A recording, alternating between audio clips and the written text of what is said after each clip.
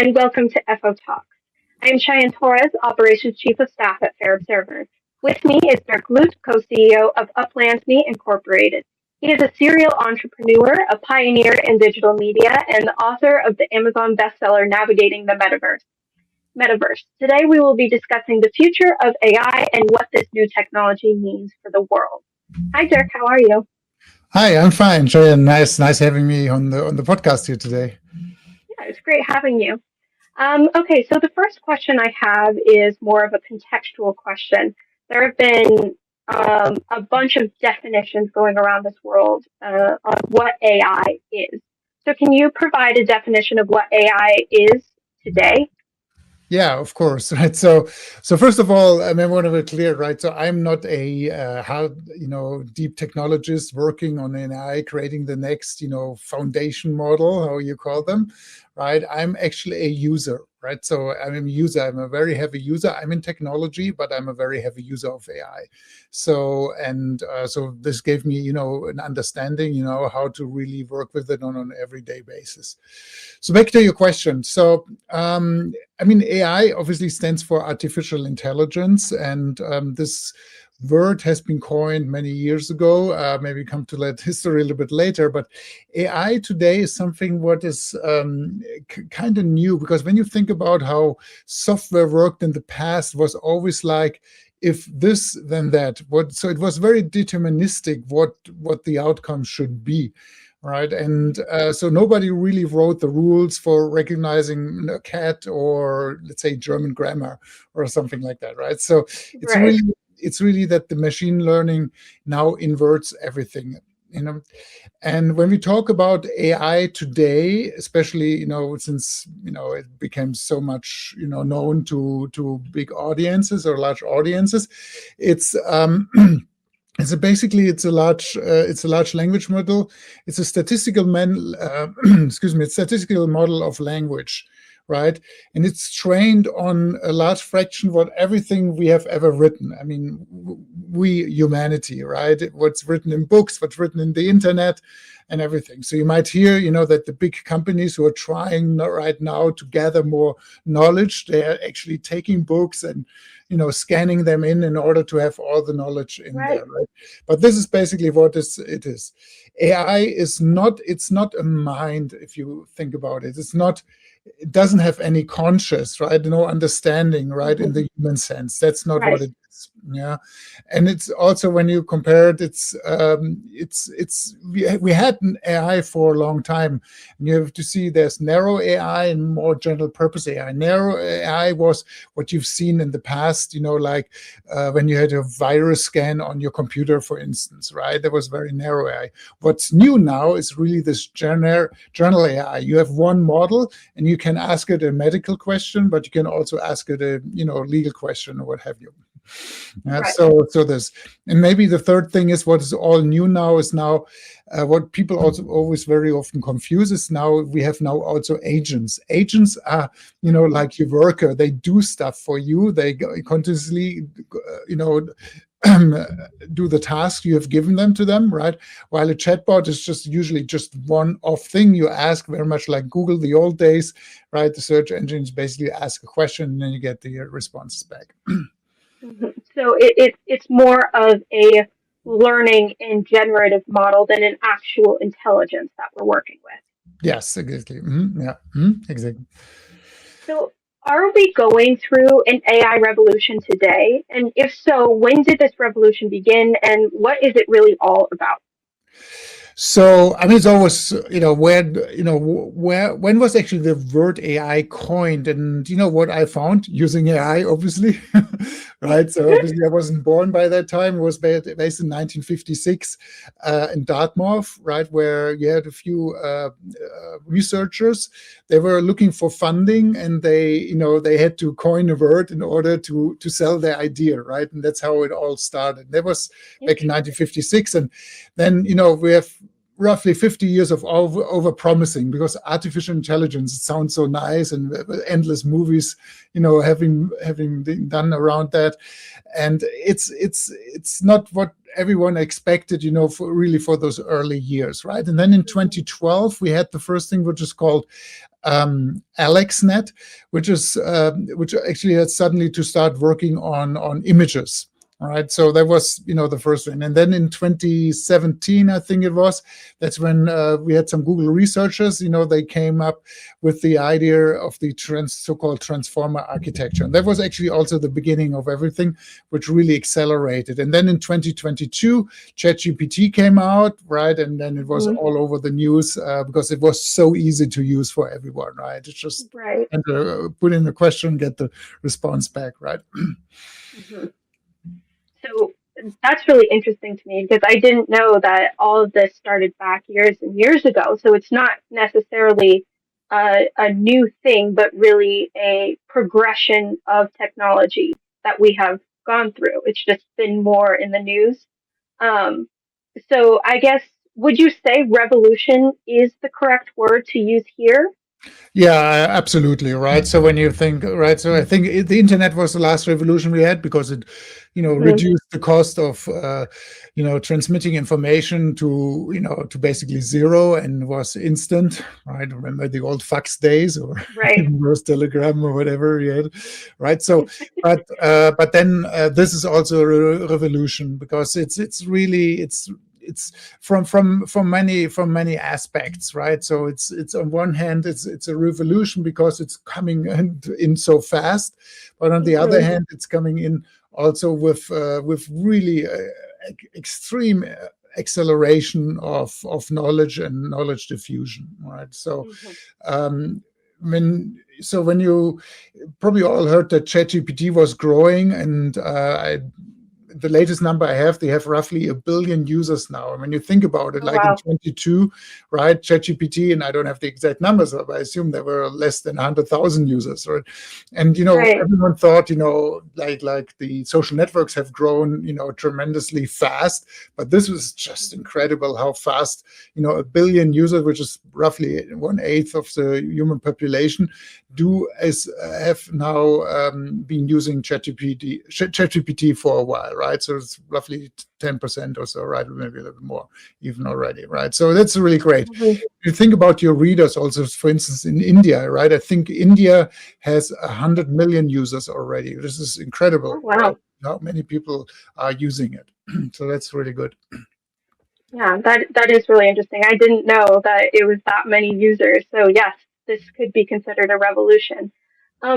What are the pros and cons of this revolution? Can we expect benefits? Can we expect downsides? Both? Yeah. So first of all, let's start with the pros, right? So the cost of expertise is basically going to zero. So everyone who has used maybe ChatGPT, you have maybe a plumbing problem at home, right? You just go, in the past, you had to call a plumber, he had to show up 3 days later or whatever, right? And now you just ask ChatGPT and you can solve it yourself, right? So that's it's not just plumbing, right? It's everywhere. It's financial, legal, right? Because in the old days, you had to ask your lawyer about maybe a very simple question, and now you can actually go ask the AI to get the response, right? So this is really good, right? Then we have all the acceleration in science, of course, right? But we can now get much more, quicker output all the time. Yeah, it can recognize cancer cells. Oh yeah, you can recognize cancer cells. You can now, put when you have an X-ray, you can give it to AI. It gives you really precise analysis, what's going on and so on. And then we have, of course, when you think about business, now small organizations can compete actually with larger organizations. I can tell, because of my own company. I mean, we're not a large company here. The company I'm running is called Upland, which is a game, right? It's a game like Virtual Monopoly meets Sims, right? But in the old days, I would have needed maybe 100 or 200 people to run that company. But now I can run the company with maybe 20% of the staff, right? So that's the existence of my company is because of AI, right? Which is of course an interesting perspective on it. Yeah, Right. and of course, then you have a lot of cons. Of course, people like to talk about cons all the time, but obviously, I'm a technology optimist, so I really, and I'm an economist. I see lots of pros, but also I'm aware of the contra. Right, what you have is, of course, you have environmental impact. Right, we have you have the power consumption you need. You had actually the career ladder. I think when you think, I don't think the career ladder is really impacted, starting in the middle and going up. That will not really change. What has changed is really, especially when you start your career, right?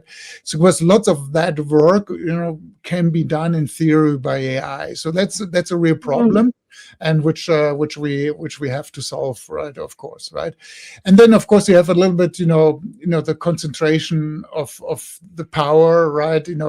With 2 or 3 companies, which is also never good, right? You want to have, power of certain, technologies and knowledge, right? Spread throughout, the whole economy, and not just, 3 companies. Right. Right. Yeah, I would love for you to talk more about how AI will affect the job market, because that's one of the cons that a lot of people are discussing, that AI will affect the job market. But how will it affect the job market? What jobs will go? How many? Things like that. Yeah, so I mean, of course, there have been news in the last 1 or 2 years, right? That where companies have used as an argument why they had to lay off people, they used AI. I'm always, some cases this might be right? In some other cases, we have to be careful how to read those numbers, right? Very often, companies have been grown maybe too much during especially COVID times and so on, and this is also, other people have called it AI washing, right? That means, you blame AI always on these kind of effects, right? So that's Right. that's one thing. But on the other thing is, the AI will impact certain types of professions, right? Which are, I mentioned that, maybe legal work, paralegal work, right? Everything which is very standardized and where what the outcome is in a certain way, you just need to execute on it, right? You just need to do it. But when you don't know the outcome, or when it's physical work, right? So it's unpredictable and so on. Actually, that's where you still, of course, need people, and those jobs will not be impacted. Yeah. So I think those are the 2 categories: younger people as starters on one hand, and on the other hand, the people who are in standardized jobs, right? And that's also where I see a risk, especially when you think about where the readers are here from Fair Observer, right, all around the world. Lots of business process outsourcing, like call centers and whatever happened in the past, right? Those kind of jobs, they are at risk, so we cannot, we cannot hide that at this point, right? Even though for me as a consumer, sometimes actually I sometimes to speak to an AI, because they're so good. When, let's say, I have a whatever product problem, I call somewhere. Usually I had to wait 3 hours in a line to speak to someone. Now I get the AI. Since the AI is so good, I get responses immediately. So for me as a consumer, of course, this has some benefits. Yeah. But overall, I tend to say, I think, and we don't see really impact on the labor market, and the reason is also because people are getting so much more productive now doing stuff. People doing much more stuff in much less time, right? And that's where it becomes, where the whole GDP growth will come from going forward. Well, I think you just answered my next question, which is what sectors will see the most change. And you said the sectors that need a lot of standardization. So I guess I'll pivot my question to ask, do you think when AI comes into these sectors, into the job market, that it will still need a human component in those standardized sectors, or will that completely remove the human component? I think some of the processes, they will be replaced. And we have to be honest, right? Sometimes the question is, will people then be able to do new additional things, right? Because the problem is always, we always see that some jobs might go away because we understand those jobs, they're here today, right? And we can clearly see how AI is going to replace them. But I always mention also there's always to see the unseen. So in 3 years or 5 years, there will be new types of jobs which have been, created because they are using AI, which we are not aware of, right? Just take the internet, right? When like 30 years ago, I would have told you there's someone who is a web designer or who is a data scientist, you would have looked at me and say, well, what are you talking about? I don't know what you mean, right? So, right. And this is exactly the same thing. What might happen now is that, there will be new, but of course, it depends also on the people. They have to be, self-motivated to train. But I think here I'm also optimistic. The reason is because everyone who has worked with AI in the past, it can be also very satisfying because when you were researching or when you were doing some analysis of a market or so on, it took forever to find the right data. Then with internet it got a little bit better, but now you just ask AI the question and you immediately have a response and you can go on to the next topic. And I think this is also something which hopefully more people will benefit from and transfer that to their own job, creating then additional opportunities in the job market. Right. And I think that's one of the main reasons why AI is such a revolutionary technology, because it's when we say it's going to affect the job market, it's going to affect the job market the same way as you were saying that the internet did, that the Industrial Revolution did.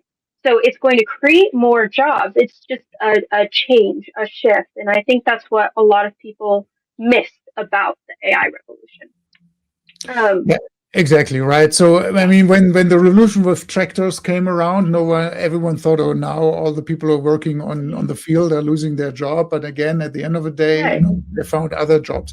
So I'm quite hopeful, that humans will always invent something new around that, right? Of course, there will be people who will suffer from that. I don't want to hide that. That's clear, right? But I think on the macro level, it's going to be net positive. And when we talk about the ways that AI could affect people negatively, there's always talk about the AI bubble in the economy. So AI is a revolutionary technology. We've established that. That's not something that we're trying to deny, but the AI bubble is something that we do need to address. Will this pop? And if so, when? Yeah, I think first of all, I would like to distinguish, right? There's an AI bubble in terms of how people use it, and then there's an AI bubble concerning financial aspects of it. Right. So I don't think that the AI bubble, how people use it, is going to. There's no bubble. That's where I think people are going to use it more and more and more and more. Right. So, and you have more things because now you have the possibility to create, let's say, more intelligent robots. And now because you create more intelligent robots, right, you can do other things much quicker. Right. So there's this self supporting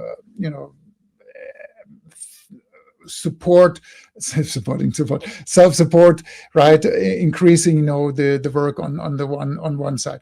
On the other side, we have, of course, the financial bubble. There, that's also a little concern of mine, right? Where you see, we have, there's a lot again where I mentioned the concentration of, small numbers of companies, right, who are absorbing a lot of capital, right? First of all, which is not good for the rest of the economy, right? So let's say when you're in a startup environment, right, if you don't have AI right now on your pitch deck, right, it's really hard to raise capital, right? And then but then still those two big companies, they're absorbing everything, not just from the private capital market, but also from the public market, right? So that's the first.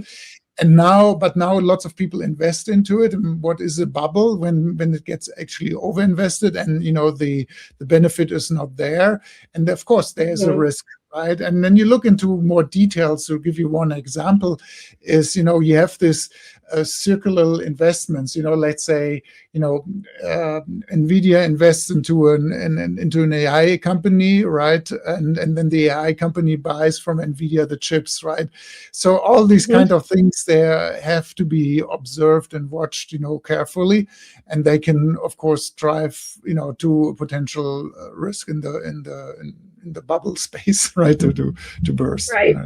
Yeah. Yeah. Do you think legislation will help with this or harm the potential of the AI bubble popping?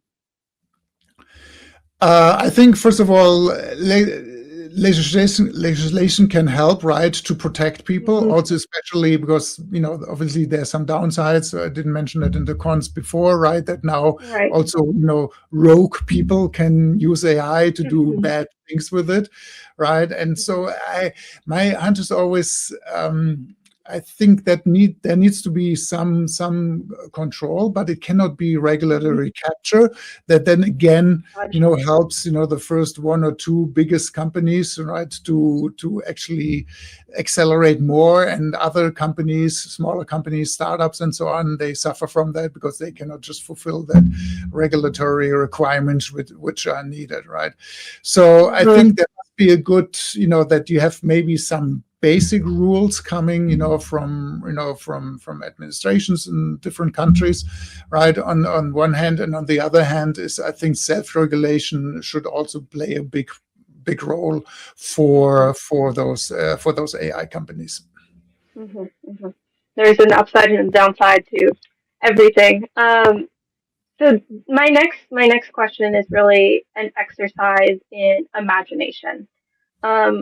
Please paint us a picture of what the AI world of tomorrow will look like. If we get past this AI revolution without, the bubble popping, or maybe the bubble pops and it looks a lot different from what we expect. What do you see the AI world of tomorrow looking like? First of all, if let's say the financial bubble pops, and we have seen that with the internet back in 2002-ish, right? Yeah. That's where actually lots of other companies survived and came out of it. Just think about Amazon and whoever, right? And Google, right? Who survived it and really brought forward the internet revolution. But let's say the picture of tomorrow is, I think, one big, what I really would like to see is that we actually we're not slaves of our phones anymore, right? So basically what I mean with that is, so for instance, that interfaces, typical interfaces we are using today, the computer screen, the phone, right, might go away. And you see that already with, some of the models, they have now voice interfaces. And if you go and try them, and this feels really very natural, right? Which is I've tried a few, like you were talking about, you call up customer service and it's usually an AI agent on the other side of the phone, and the voice sounds so natural, it's almost uncanny. Oh yeah, that's really good, right? Or you can even use it now for translation, right? So when you talk into it, and on the other side, the person speaks whatever, Portuguese or so, right? It works. So it brings people together, which is great, right? So these interfaces, right? So this is what I see is going to happen tomorrow, and we're probably going to have very small things in our ears, right? It's like the Hitchhiker to Galaxy. I don't know if you read the book, right? Fish, right? So these kind of things are coming probably sooner than we think, right? The next thing is the future will probably, instead when you go in, not you, but in general, right? Someone is applying for a job, right? Or going somewhere. So you don't apply, hey, here, I'm Dirk, and these are my skills, right? The way you're going to apply in the future is I'm Dirk, I have 10 agents, and that's the way they support my work, right? It's a little bit to say that. So let's say marketing, this is the agent who creates, all the copy for our marketing text and blog posts and whatever, right? This is the agent who creates all the videos. So it's going to be very interesting to see that, you know, from that perspective. That also ties into the next thing. Software actually becomes totally disposable, right?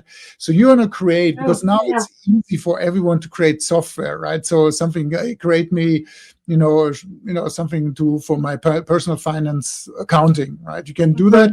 You use it maybe for 1 year and it's okay, I don't need that anymore, and you can throw it away, right? It's very quick, but you can have your own app or something, which is very good.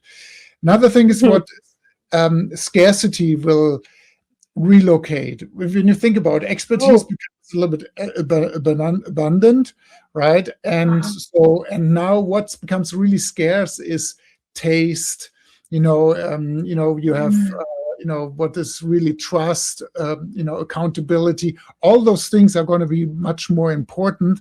Also, and you see that this has so much dynamism, how it's going to change how we interact with products, how we interact between, you know, between us and so on. And last but not least, and you mentioned it before, I think science is going to compress, you know, dramatically, right? So I think very soon we hear every year, oh, this cancer has been healed and, you know, this disease is gone and so on, right? But at the same time, you know, or maybe the cat. I know. So this is, I think, what we are going to see, going to see in the future, right?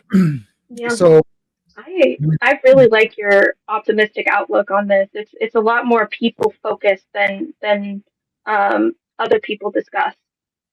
Oh yeah, I think so, because of course people, it's, you know, always like to read the risk and like to be concerned, but I think we're talking too little about the good things about AI, right? What it can do, right? So yeah, I completely agree. I think focusing on, you know, the pros of what AI could do for us will really help us pivot towards AI revolution in a way that is helpful for humanity. Agreed, completely. Yeah, do you have any other closing thoughts or anything for me? On that topic, or yeah, just on the topic. Yeah, no, I think. Let me think. No, I think we covered most of the stuff, right? But I mean, of course, if we can say something, right? It's also, you know, since we're talking to a media outlet here, right? What is going to be very important, right? As you know, I'm also very connected to media myself, is that we have to trust media going forward, and that we need, you know, outlets like Fair Observer, right, to be the proof point. Because going forward, right, I've seen now videos which look so real. It's so hard to distinguish, okay, did this happen or did not happen, right? And I think that's why you need people you can trust, right? That's why you need institutions you can trust, right? In order to not completely, you know, deviate to a direction which is not good, you know, which might be harmful to lots of people, right? And then of course you have to work on all these energy questions, right? What is out there, right? The data centers, right? So when you think about, right, let's say, you know, and don't quote me on that number, but I think around, you know, AI uses now 3% or so of the whole energy, right, in the US. Right, might be more or less, but you know, when you think about 3% on US scale or maybe global scale, that's not a lot, right? But when you think about that, this 3% are concentrated in a place in Virginia where all the data centers are built, right? Then that's a problem, and you've seen that you know, energy prices were going up, and so on. So these kind of things needs to be solved, right? And that's, I think, where you need also the government to have an eye on it.